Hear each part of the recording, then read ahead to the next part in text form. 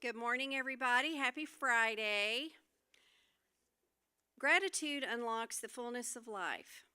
It turns what we have into enough and more. It turns denial into acceptance, chaos to order, confusion to clarity. It can turn a meal into a feast, a house into a home, a stranger into a friend. Gratitude makes sense of our past, brings peace for today, and creates a vision for tomorrow. And with that, I'm going to wish you all a very happy Thanksgiving, and just know that I am so grateful to be a part of this village. Okay, we have some quick announcements. Thank you so much. How many out there are interested in sax? Raise your hand. What? December 1, Friday night, we will have a wonderful program in the evening here in the hall. Holiday tunes with the Saxophonics, a sax quartet. All ladies, and they are so talented, and they're going to put on a really good show. So I hope you can come, and that's a good way to start off your December holidays. And if you are wondering, we will be running a bus to Springdale for the Singing Men of Arkansas Christmas program. Sign up for that. And Dr. Jerry Havens has been a resident at Butterfield for a few years. And we are so fortunate, he's going to be giving us 2 programs in December.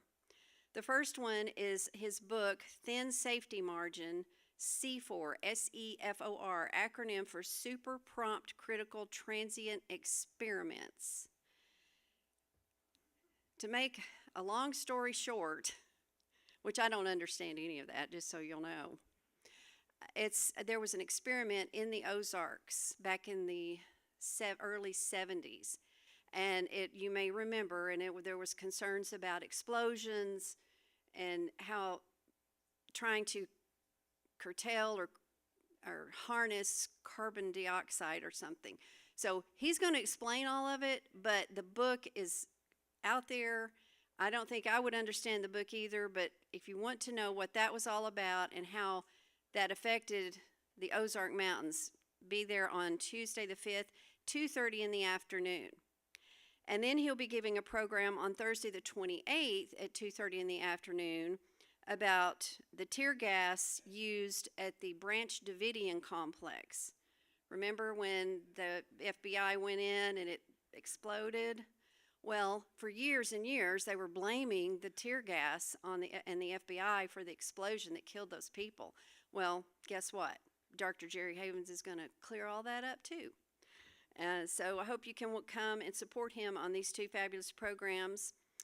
We'll be running a bus to the Church of Jesus Christ of Latter-day Saints on Friday the 8th, leaving at 5 in the evening. They are offering a live nativity scene and then 250 international nativities on display for you to view and enjoy those, and from all over the world, of course, followed by a community concert. So we'll be running a bus to that. Hope you can go. We're supporting Sona, as always, with their Christmas program.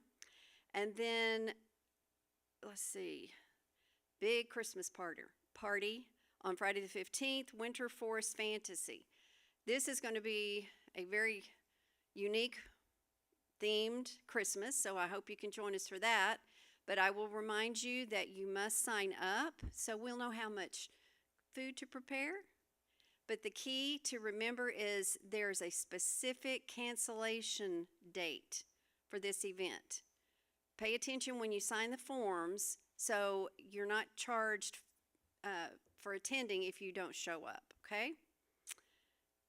This Christmas party is open to residents and Carriage Club. Carriage Club will be charged, so I just want to make sure you're aware of that. We'll have a woodwind Christmas concert on the 19th. We have Christmas Carolers, a professional theatrical show on Thursday the 21st. And I would like to announce that on Sunday, the 24th and 31st, there will be no evening worship services. We'll still have Roger Langley in the morning, but nothing in the evening because our ministers will be with their families. So, are there any questions for me? Yes.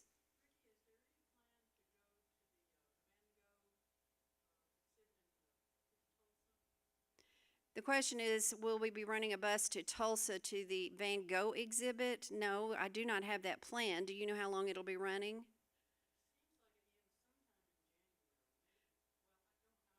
Well, I can take a look. Obviously, we can't do it in December because the calendars are already headed to the printer. But if we can work something out for January, meaning we feel like we can uh, charter a bus, which is the moving forward with programs. If it's not within pretty much 40 miles of here, we're going to be chartering buses, which will add a little additional cost to tickets to go places because we want to leave the bus here in case something happens. Okay, so I would like to introduce Emily Gould. She's with the Stein Auxiliary Physical Therapy Services at Butterfield. Emily, will you and your crew come up? And they want to share all the wonderful services that they are offering right here on our campus. And then Emily will be followed by Gary. Oh, one quick note for Jennifer. She always check your telegrams from Jennifer. She'll let you know in December for any classes that will be canceled because of holidays and other things that are going on. All right, thank you. Have a good weekend, everybody. Well, hello, everybody. Hope y'all can hear me. Some of y'all know me if you haven't. I'm Emily Gould. I'm the occupational therapist here and director of rehab. And I've got Amber Stoltz here, speech therapy, and Zach Foster, my physical therapist. So I wanted, if you don't know what we do, we're all therapists here, and we want to promote the highest level of independence for you guys. You guys are very active, and you love to participate in therapy and learn. And we're so thankful to be here and be able to work with you guys. And I'll let you tell what you do, and I'll finish up. I have a little spiel here. So I'm Amber Stoltz. I'm the speech language pathologist here at Butterfield. I like to tell people that I can help you eat, I can help you speak, and I can help you think. Breaking those down a little bit in the eating, some reasons that you might want to see a speech language pathologist is if you're having difficulty chewing or swallowing, if you have food remaining in your mouth after you've swallowed, if you feel like you're coughing or clearing your throat a lot during a meal, you feel like something is stuck in your throat after you swallow, you just can't get something down. If you've had unintended weight loss, had a diagnosis of aspiration pneumonia, or a diagnosis of a condition like stroke, ALS, MS, or Parkinson's disease. Something I am really excited about is we have adopted some new technology in our speech therapy department. It's the Synchrony system. It allows us to look at your swallow function and test the effectiveness and efficiency of your swallow. Another component that goes with that Synchrony system is called OmniStim. The OmniStim is actually providing stimulation to the nerves and the muscles that help the swallow function to occur.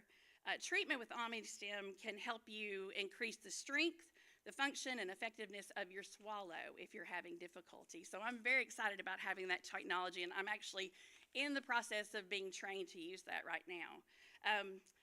Reasons you might want to see a speech language pathologist for speaking or communication is if you've had a decline in the ability to understand or produce speech. If you have trouble reading or writing, other people are having difficulty understanding you when you speak. If you have a change in your voice quality or your loudness of speech, or poor breath support when you're speaking. A lot of times if you're having a conversation and you feel like you're running out of breath before you can get your statement out, we also work on breath support and respiratory strength. And again, if you've had a diagnosis of a condition like stroke or ALS, MS, or Parkinson's disease, that can affect your communication, and we can certainly work on that. Last, I can help you think. Reasons you might want to see a speech language pathologist for thinking is memory.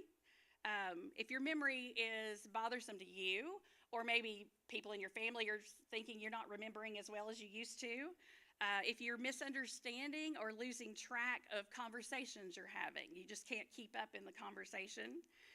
If you're having trouble managing your schedule or your daily activities or your doctor's appointments, or even medication, like when do I take my medication and how many times a day. If you're having trouble understanding time or money or any other abstract concepts, or if you feel like you've become a little bit impulsive, maybe that's keeping you from being the safest that you could be when you're ambulating here with your walker, or if you're going to the grocery store or out in the community. Excuse me. And again, if you've had a diagnosis of dementia, Parkinson's, those things can contribute to memory issues and thinking skills. And again, I'm Amber, and I am the speech therapist here. I'm happy to visit with you if you have any questions, or you can come by the therapy department or give us a call. Thanks. How are y'all? Good. I'm Zach. I'm with physical therapy, and we've all been here, I guess, almost 5 years now, coming up on. And so I see a lot of familiar faces, whether it's just in passing or you've come to my classes or we've worked with you or your spouse before. But for those of y'all who don't know, we are located right over there by the healthcare center, right before you turn in to go in. We've got a therapy gym right there. Doors open most of the time. If it's not and you need to come in and ask a question, it's not locked. Just kick it open. It's kind of hard to open up. But so some of the things that we work on, we primarily see the folks here in the independent living side, and then also there in the healthcare and special care side. So what we do is gait training, so teaching folks how to walk again, how to be properly set up for an assistive device if one is necessary, or we have people who come in who say, hey, I don't want to use this anymore. Let's see if my goal is to get off of this. So work on things like that, pain management, strength training, balance. A lot of folks post-stroke, we've worked with folks post-COVID, just getting their respiratory system working better, building up their endurance, using a lot of a lot of the stuff that I've done my training is Parkinson's education, but also in the geriatric realm of how can we better help y'all age successfully. Y'all have heard me say that before up here. So a lot of the paperwork that I have are tests, research that's been done for y'all's population that's given us standardized norms of like, hey, here's where we want y'all to be at so y'all can continue to live a long, successful, healthy life. So we also work with people who have had strokes, who've had gone to healthcare. So instead of having to go off-site for some sort of intense acute rehab, we have that back here. I'd say stroke is probably one of the more common ones, right? Or hip fracture, that's usually a big one too. Folks coming in for a hip fracture, hip replacement, knee replacements, things like that. So we've had folks who have started with us back in healthcare. You know, maybe they have to stay back 2 weeks, maybe they have to stay back 2 months. The goal is to get them back to their apartment, to their house, to their cottage, and then if they need further therapy services, get them back as an outpatient if they want to come back to us and if they're able to come back to us. And then it doesn't end there. Then we try to get with Jennifer and her folks to where, hey, therapy is just a stepping stone to your future health, your future strength, balance. We want to send you on to Jennifer to where she can continue working with you to continue those gains. So, thank y'all. Okay. How many of y'all know what occupational therapy is? Oh, good. Oh my gosh, I get asked a lot, do I help people find jobs? And no, that's not what I do. My job is to help you be the best you. So if you come to me after a hip or a knee, we're going to work. I want to make sure you can get dressed, get in and out of bed, shower, do everything that you need to do during the day so you can get back to your apartment. We look at equipment, we do home evaluations, modifications. We've got great staff, interdisciplinary team. We communicate with the doctors. We'll get things done for you guys.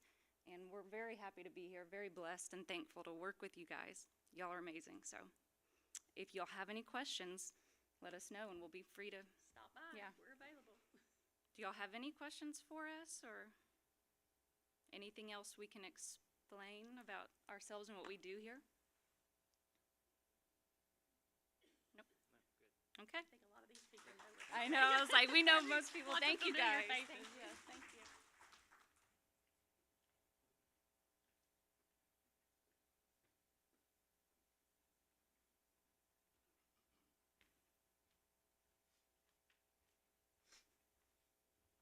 Good morning, folks. Well, you all set the bar so high last month for town meeting being over an hour. I thought I'd help out this month. So I practiced my speech last night. I've got it down to 2 hours. Okay. And before we get started, since so many people have told me that they really miss those corny jokes we had during the town hall meetings or during our meetings during COVID, I brought one for you this morning. So here we go. What do you call a moose without a name? What do you call a moose without a name? You call it anonymous. Yeah, lots of groans, I figured. All right, moving on. So I'm here to give you an update about the fiber optic job that precedes the cellular repeater job that we hope to get started on in January. We have finished the work in the outside cottage. Let me start again. We have finished the work in the outside cottage village home pedestal. That is up between the cottages and the village home number 1 over here on the west side of the property. We've begun the work in the lodge village home pedestal that sets down just to the north side of the lodge down here. We're hoping to get that work done in about a week's time, and once that's done, we'll start on the vault that's behind Village Homes 19 and 20. Hopefully we'll have that done soon. Once 19 and 20's vault work is completed, we'll move to the main IT room in the main building. And then once we finish the main IT room, we will start with the cottages and the village homes. And what I mean by that is at the cottages, we will access the outside storage room of each cottage. We will need to get in there and access our fiber box. It's a little black box that hangs on the wall in each of those closets. If you have stuff stored in there, which most of you do, Tristan or I will be the ones that will remove those items and then place them back the way that they were in the closet before we remove them. We will not let the technicians here doing the fiber work do that for us. Let's see here. On the village homes, we will need to access the garages. What we will do is we'll come around to the village homes and the cottages. Let me start again. I'm getting all of my stuff out of whack here. Sorry about that. What we're going to do, we're going to start on the cottages, and if you have a do not enter status or something, we will try to make contact with you when we visit your cottage, see if you're home, let you know that we're there to do the work. If you're not home on the first round, don't panic. We will have a second round where we will go around and try to get all the houses that we could not get done in the first round. We will do that same thing once we finish the cottages. We will start with the village homes. So if you have a do not enter status on your village home and you're not home at the time that we're there, again, we will make note of that and we will come around in a second round. Now, between rounds 1 and 2, I will try to reach out to those folks that have do not enter status to let them know that we did come by. Ask them if it's okay when we come by the second time to go ahead and get the work done. When we make contact the second time, if you're not going to be around, we will need to access that garage area to do that work. So if that's the case, Tristan and myself will enter the house. We will not let the technicians into your house, but the technicians will get into your garage where that fiber box is at to do the work.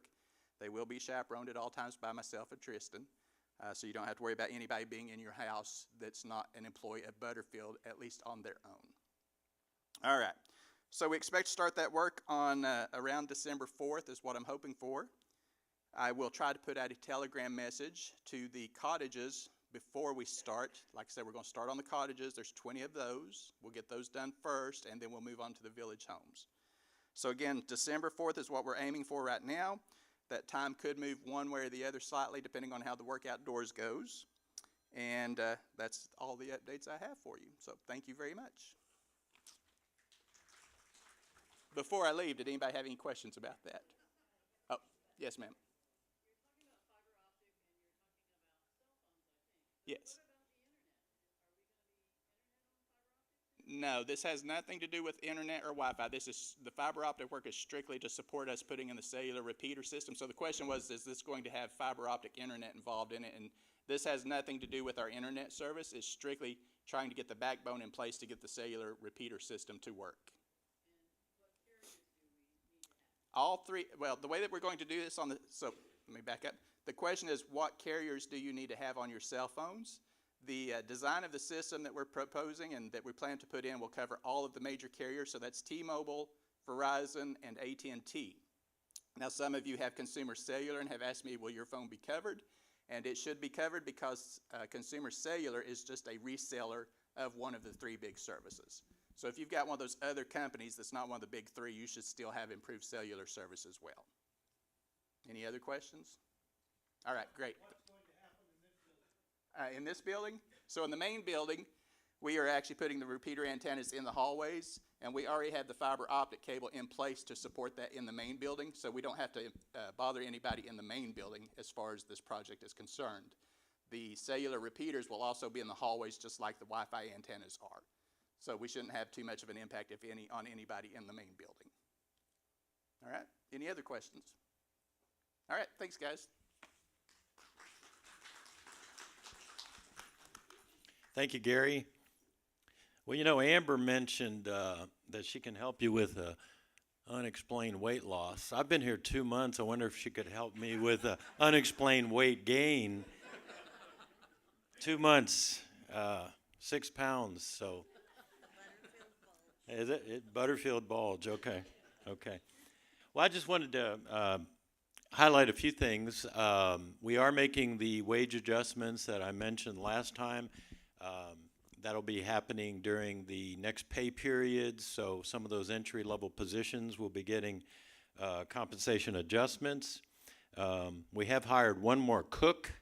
We've hired a night RN, 2 housekeepers, a groundskeeper, and a PRN nurse. So all that's happened in the last 2 to 3 weeks since the last town hall. I just wanted to mention, let's see, is Helen here? COVID. We have had some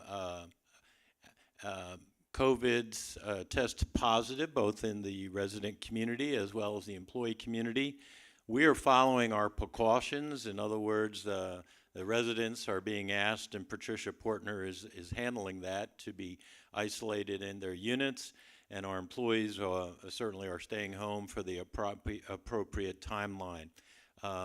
I don't think, and Helen would know for sure, I don't read that this is a total outbreak. I think this is just something that we all are going to get used to over the next couple of years. And yes, Helen?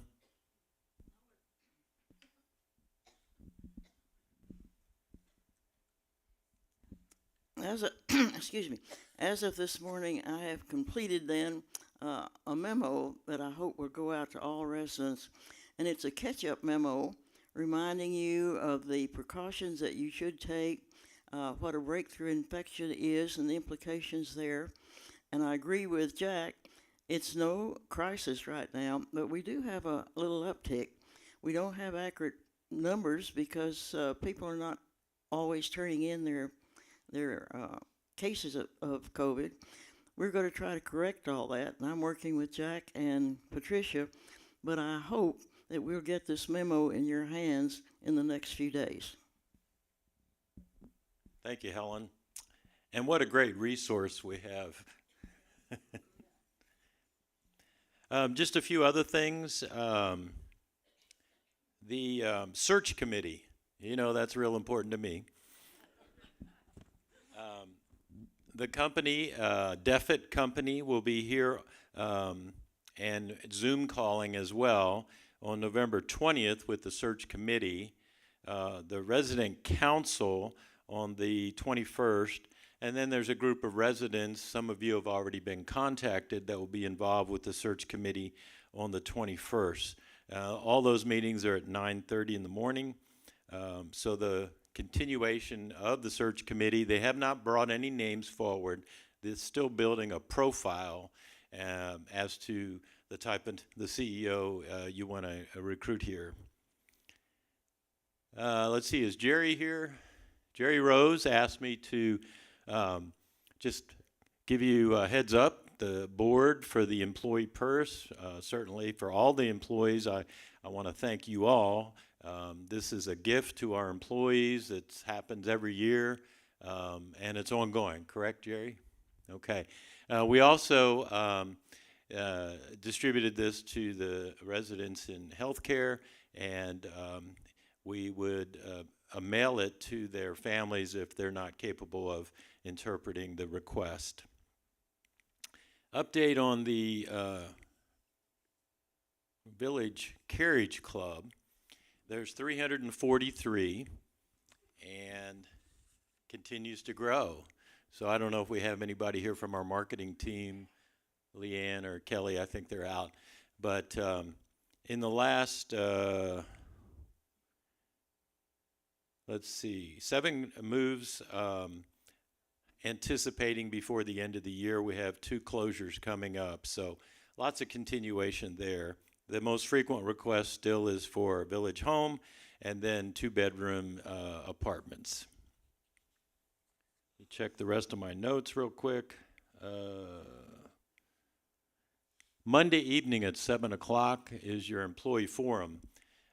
Mike, would you stand up? Mike Wright is running our healthcare system right now. Mike's been here before. He's our director of healthcare. He and I will be at your forum Monday night to give you a presentation on some of the details you've heard me say before, some of the reorganization that's going on in healthcare. I just wanted to give you some more details in terms of the reports and some of the recruiting processes as to the expansion of opportunities in healthcare. So thanks, Mike.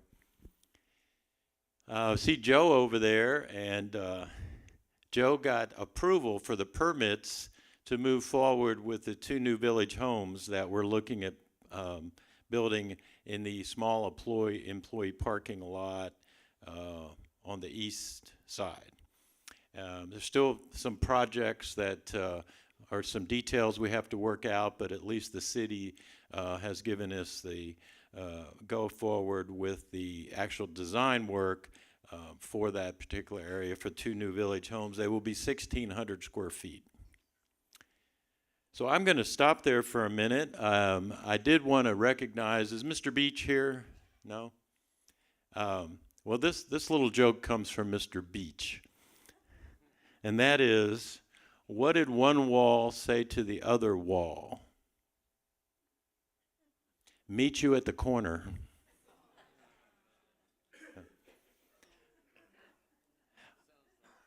It sounds like Mr. Beach. Okay. Well, okay, I'm open for questions, comments.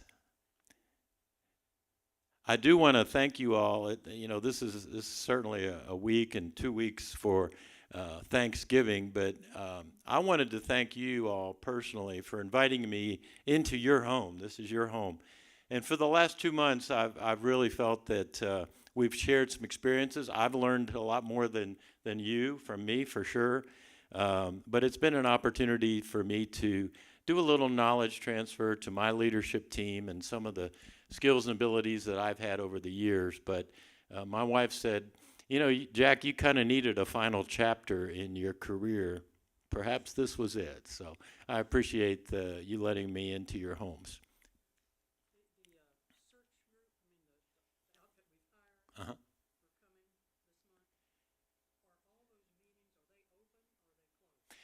Chris, if you've not been contacted, they are open, and of course the resident council itself is just the council members. But Chris is setting up times for the residents to be involved. There'll be more meetings going forward. We're talking about the DEFIT group, the search committee that will be doing the work. So does any of the residents here right now, do you know of your involvement for the meeting coming up on the 22nd, I think it is? Okay, I think we have at least one that's been two that's been contacted. Okay. Yes.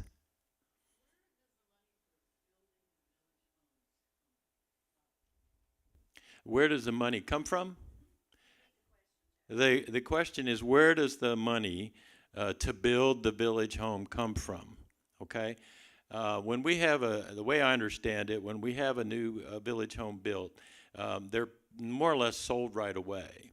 So 1/3 of the funds come in during construction.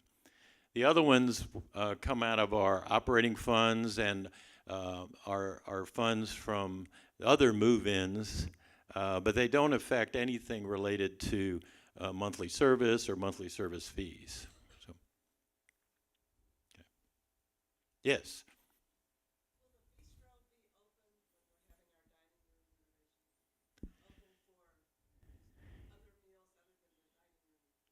Come on up here, Memo. You know, I was kidding some of my staff. They stand up at the back room thinking nobody would see him, but who could miss Memo?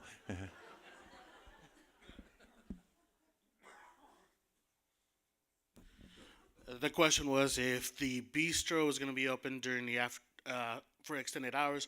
The answer is yes. The bistro will be open. The standard hours at 7:30 till 2 p.m. and then it'll shut down and reopen at 4 p.m. like the dining room does now, and it will close at 6:30. That'll be Monday through Saturday, not open on Sunday. And we're going to be utilizing our staff in our kitchen. We're only going to add maybe a couple additional items to the menu. And seeing how that works, but it'll be the same menu as during the lunch.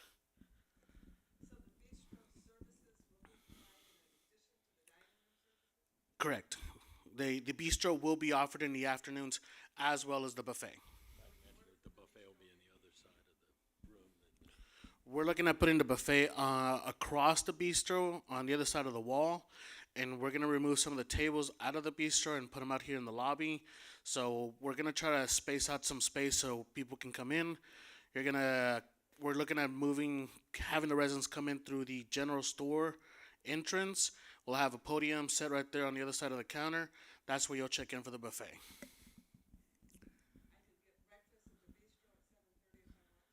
7:30 in the morning.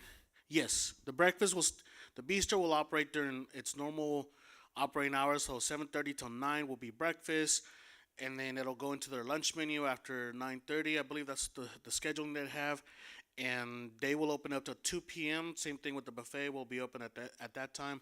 We'll shut the buffet at 2 o'clock and the bistro at 2 o'clock. Our staff will take their break and reopen up at 4.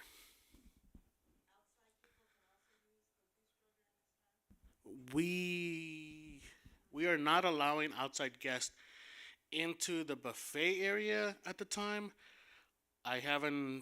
We haven't discussed the bistro part.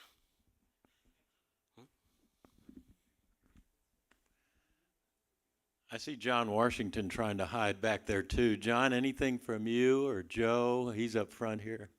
Okay. No. Okay.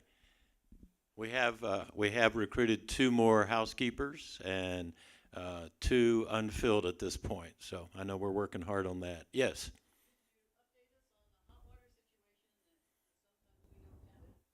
I have somebody that could.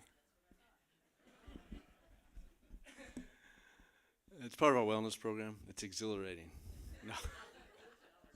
Where's the booze for that? I thought I'd get booed. So a lot of work has been going into the boilers, PMs. This is good you asked because actually it reminds me I've got a question. So let's go by north and south. Since what's today? Friday? Last Wednesday. So the last 2 mornings, who has not had hot water on the south side? So it's still an issue on the south. Okay, now the north.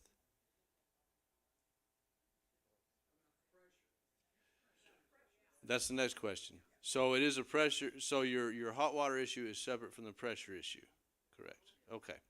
So the tattletale gauges we talked about were installed on the incoming city last week. The readings have showed it's not the city side. As of yesterday, they were moved to our side, past where the city comes in, past our regulator, and then we'll get readings on that, and that will tell me on the pressure. The hot water, the boilers are at peak. I came in early Tuesday or Wednesday morning. The one was down. So we called the boiler company. Their thoughts are, and I'm going to tell you my thoughts after I tell you their thoughts. Their thoughts are, now that it's getting cold, it's the gas company's problem because when everybody turns their furnace on in the morning, they're losing pressure, and it's killing our pilot, killing what we call low flame. I don't agree with that. We have a second company John contacted this morning to come look at it also because I I don't know everything by far, but it doesn't make sense to me that it's the gas company's pressure issue, because the main lines on the gas company are 60 to 90 pounds, and then they're stepped down to us to 5 pounds where they come in. So that's a huge, I mean, if they're getting below 5 pounds on their main line, the whole city, in my opinion, would have problems. But what do I know? So we're getting another set of professionals in to look at that. Got the boilers tip top, thought we were good, except they kicked off again Wednesday morning. Apparently they've done it more. I come in early 3 or more times a week and kick them back on. Hopefully you noticed Wednesday morning, because I caught it as soon as it went off, reset it, and got it kicked back on. But the other mornings apparently I missed. So I checked it. I'm sorry. It's Tuesday or Wednesday. I don't remember which one it was. It was about 6:30. Tuesday. John knows when I come in. Between 6:30 and 7 is when it seems to be having its issues. Within 5-10 minutes. The boilers we have are amazing. So when we replaced those tanks and we emptied the whole system, the night we filled it up and kicked it on, within 45 minutes it filled those 2 giant tanks and had hot water circulating. So when the boilers are doing what they need to do, they're amazing boilers. I've never seen a lot of boilers, but for their size, they heat up so fast. We found one problem that has been here since they were installed and got it corrected. It was where it's sensing the temperature, so they weren't kicking on right. So that's been from the beginning. I don't know why it hasn't been noticed yet, but the one company did find that. As soon as John lets me know the other company's coming, we'll keep coming in early, try to catch it and get it clicked on. So we're getting in the afternoon too. Yeah. Okay, well then that tells me they're wrong, because it's not early morning demand on the gas. We'll schedule at about 1 to check them again. We'll try to check them throughout the day. We'll add that into our rotation. So what happens is they go out on failure. We have to manually reset them at that point. And that's why I've been coming early to try to catch it in the mornings and get it reset if it goes out, which it doesn't go out every morning. Again, I don't know, it's one of those weird little gremlins that's in there apparently that hopefully this other company can figure out for us, to have a better solution than, hey, the gas company's pressure is fluctuating. So they're just blaming it on somebody else at that point, I think. So I hope that helped. I apologize. We are throwing vendors, manpower, everything we can at this to try to figure out what's going, because our boilers, they went through them, changed anything that needed changes, did a PM maintenance kit, which basically changes all those things. So they're tip top. So now we've just got to find what in the system is triggering it to basically have to be reset. It's called a low flame failure, if that means anything to you. It's the little light that comes on. I know that. That I have to reset it. Yes, ma'am?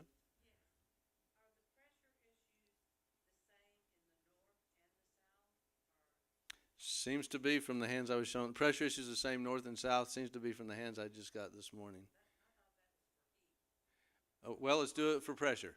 Who has had low pressure issues in the south side? Okay, in the north side. Yep, so it's common. It's common. And those gauges will be a huge help. They were very expensive, so trying to be a good steward of your money. I didn't order enough to put on every spot in the building. We're moving them as quickly as we get a reading, so that we can narrow down what's going on with our pressure. We have the regulator up to 100 pounds coming in, which is a little high, but we're trying to adjust till we figure out where we're losing our pressure at. I hope all that made sense. Okay. Thank you guys. Again, thank you for your patience. Yes, sir?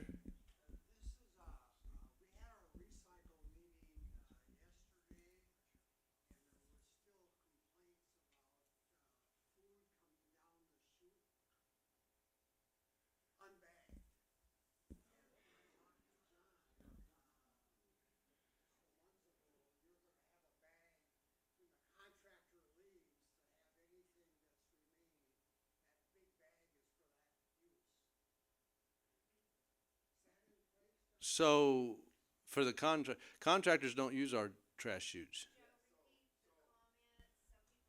So the comment was made about having specific trash bags for contractors so they didn't dump unbagged food trash down the chute.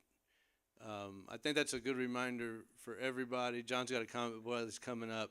Our poor guys that empty those bins find kitty litter that hasn't been bagged, used kitty litter, food items, personal items from the bathroom, all thrown in there unbagged. So please keep in mind, our guys have to handle that and put that in the dumpster as residents. The contractor thing, I'm confused on, so John says he's got that.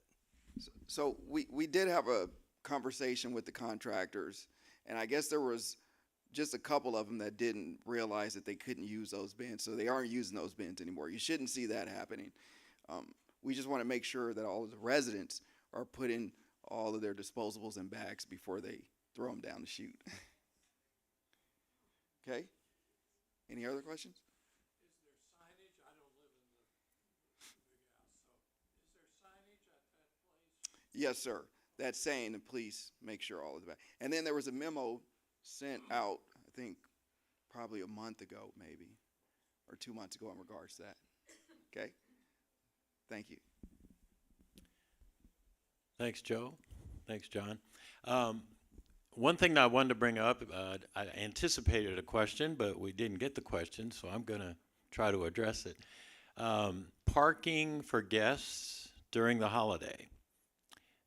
And Ricky can tag team with me, but it's been, I think this will be the first Thanksgiving that will be back in full force since COVID, is what I'm told. So parking, when guests come for Thanksgiving next week, certainly any guest parking that's in place, they can park there, including the lodge. Since it will be a very light day for employees, the employee lot, the closest employee lot will be more than available, and certainly they can park there. Unfortunately, we will not have any shuttle service because our drivers are off on Thanksgiving as well. But just to try to direct your guests, certainly they can drop off at the front, and then the parking that's available closest would be either out front at the guest spots or in the lodge. Okay. Was that almost correct, Ricky? Okay. Okay. I think that's it. If there's any other questions, I'll take it. Yes? Oh, did you have a? Oh, an announcement. Okay.